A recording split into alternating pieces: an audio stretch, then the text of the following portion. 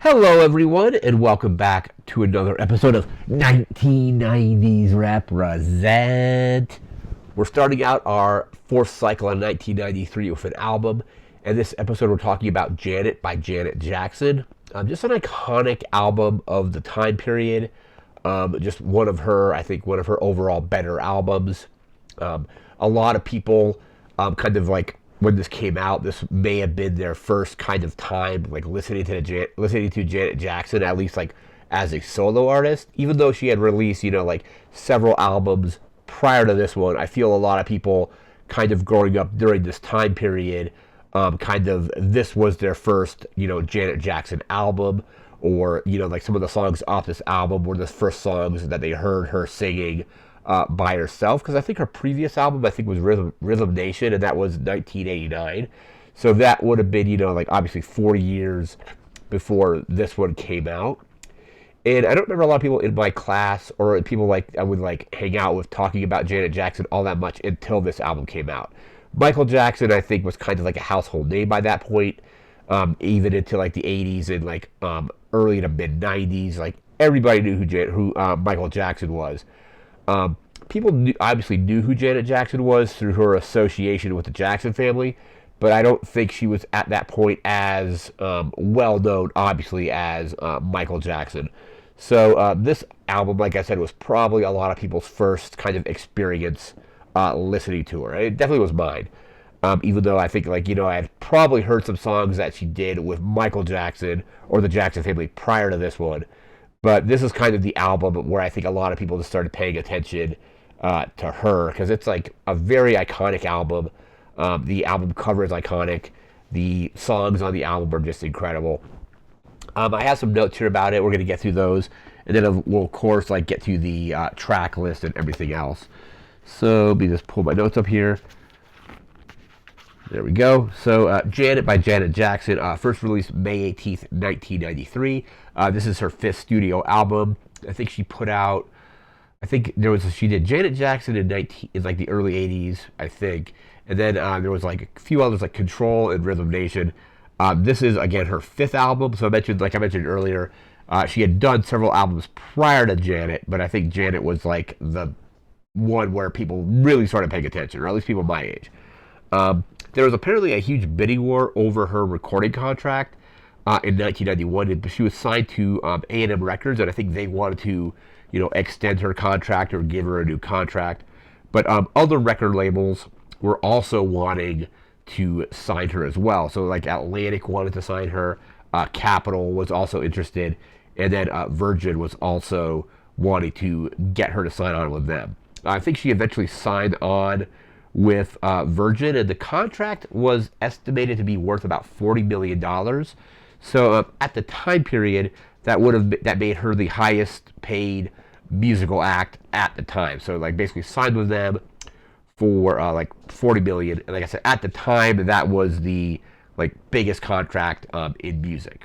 There's obviously bigger contracts now, but at the time that was that. A lot of people call the album just Janet, period.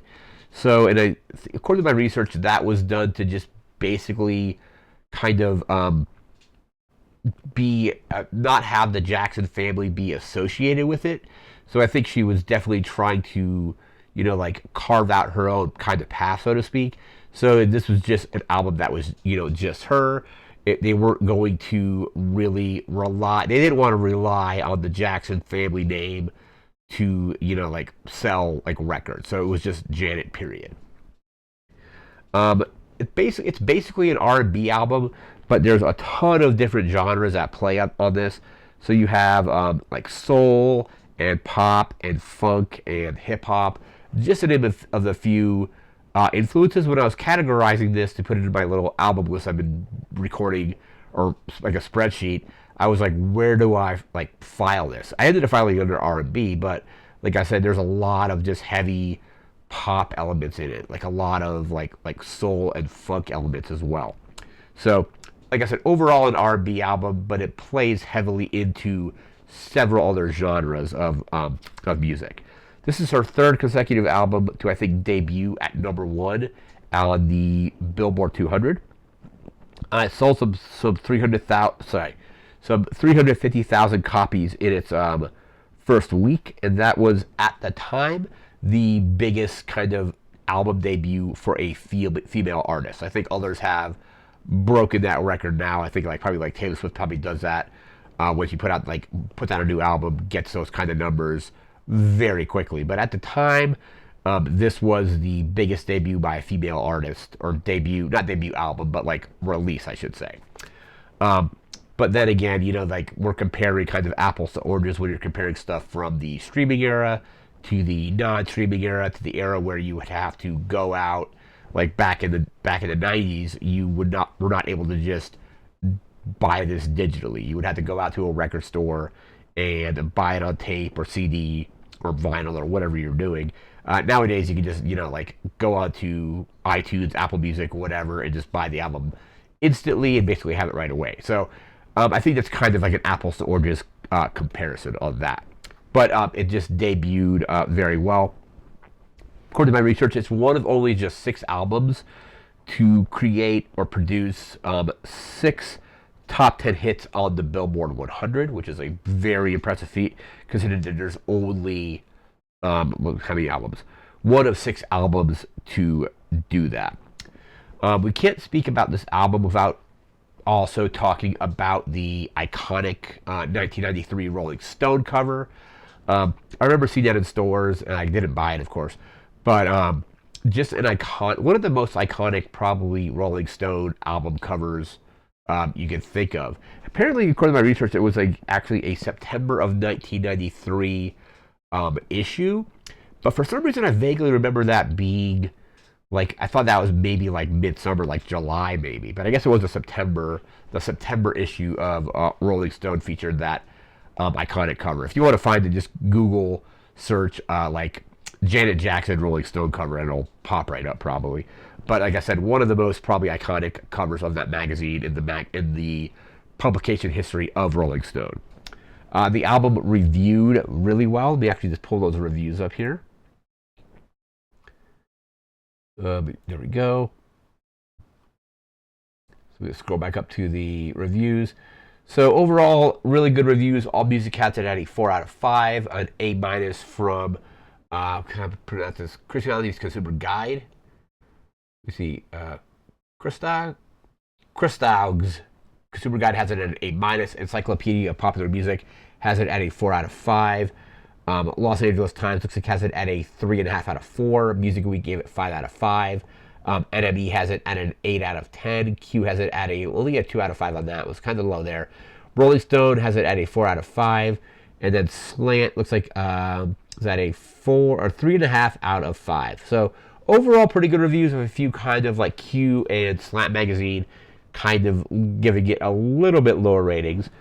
But after that, we're going to move into our track list here. This is a fairly long album.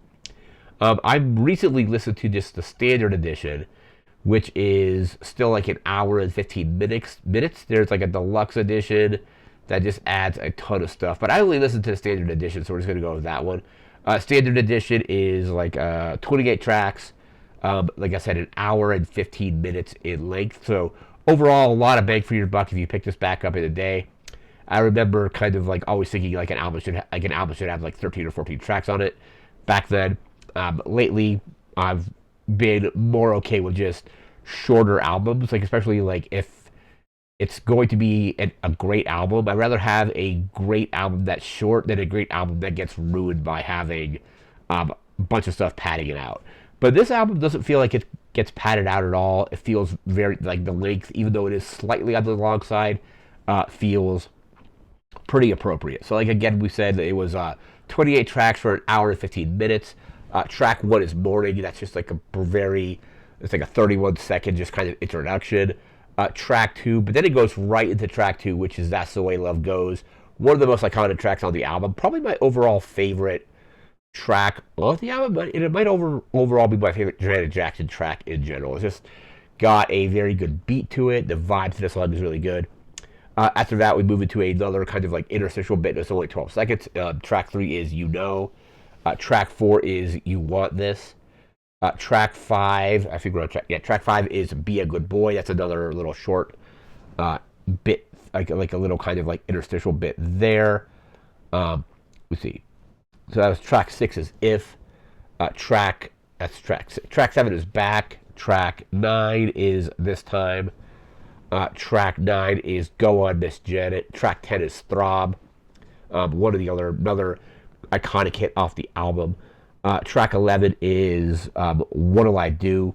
That one is about 4 minutes long. Another kind of classic track there. Track 12 is Lounge. That's like another little just kind of small bit, or like little, like, not really a skit, but it's like a little just brief interlude between tracks. So that's track 12. Track 13 is Funky Big Band. Track 14 is Racism, and that's another just small kind of like interstitial kind of part there. Track 15 is New Agenda. Track 16 is Love Part 2. Track 17 is Because of Love. That's a classic there, a really good one. Track 18 is Win. Track 19 is Again. Track 20 is Another Love. Track 21 is Where Are You Now? Really like that one. That was really good. Don't really think that one became like a hit or anything, but I definitely think it's one of the better tracks on the album. Track 22 is Hold On Baby. Track 23 is The Body That Loves You. That was also really good. Track 24 is Rain. 25 is Anytime, Any Place. But track 26 is Are You Still Up? Track 27 is Sweet Dreams. And then track 28, I guess this is a hidden track, but it's Whoops Now, and that's the end of the album. So again, 28 tracks for about an hour and 15 minutes of length. Some of the singles off this album, let me make sure the singles were really good. Like That's the Way Love Goes was the first single released.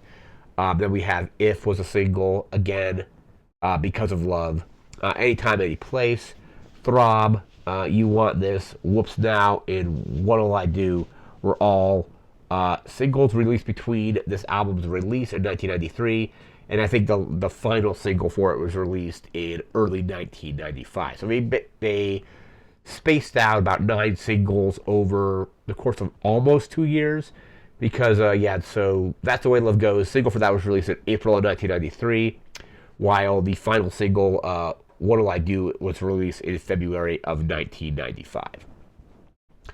But again, just an iconic album. Kind of like I said earlier in the video, probably the album that made a lot of people my age start paying attention to Janet Jackson's music. Even though, like I said, she had put out 4 albums prior to this one. I think like by the time a lot of people my age started really getting into music, like I said, there was a 4-year gap between Rhythm Nation and this. So I don't really remember like people in my like elementary school like really talking about music until maybe like the early 90s. So like I said, like I very vividly remember like 4th grade, like 1990, 1991, people getting really into MC Hammer music. And like a year or two prior to that, I don't remember kids in my class really ever talking all that much about music. Mostly TV shows, maybe movies, like cartoons or something, but music was never really something people would have conversations about, at least at my school, until like maybe like 1990, 1991. And like I said, the time period between Rhythm Nation and this was a 4-year gap. So I think a lot of people, like, just to get back on track, were paying more attention to Janet Jackson, at least in like my school, and people that I was talking to when this came out. But again, just an iconic album. The Rolling Stone cover for this album is incredibly iconic. I vividly remember seeing like a parody like poster or a shirt, and it was a parody of the Rolling Stone cover. So it was and the Rolling Stone cover is basically Janet with somebody's hands grabbing, like a hold like that. Just to give a more PG description of it, it's not that bad. But anyhow, it was that same kind of image, but it was Miss Piggy and Kermit the Frog. So it was Kermit's hands in front of Miss Piggy, in the same way that the Rolling Stone cover had with Janet Jackson. But like I said, that album cover was iconic. It's been spoofed a bunch of times, like I said, with that Kermit and Miss Piggy thing. But just an iconic album cover, an iconic album overall. Not album cover, iconic Rolling Stone cover. but also an iconic album cover because it's just Janet period, like I mentioned earlier, just trying to kind of build her own legacy, so to speak, without really invoking the Jackson family name. So I think that was a kind of a bold move because you probably could have just called it Janet Jackson something or other and it would have been fine.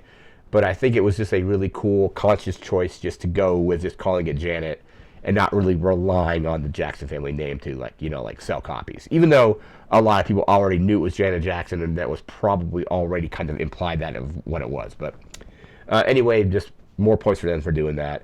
But that's going to do it for this album. We'll be back again in a few days with a movie. I already have that lined up. I'm really looking forward to watching this film and talking about it on the next episode. And then we'll eventually, after that, get back to another video game before moving into 1994 and the rest of the decade. But that's going to do it for now. So remember to like, comment, share, subscribe. We'll see you again next time. Thanks again for watching. Take care and have a good one. See ya.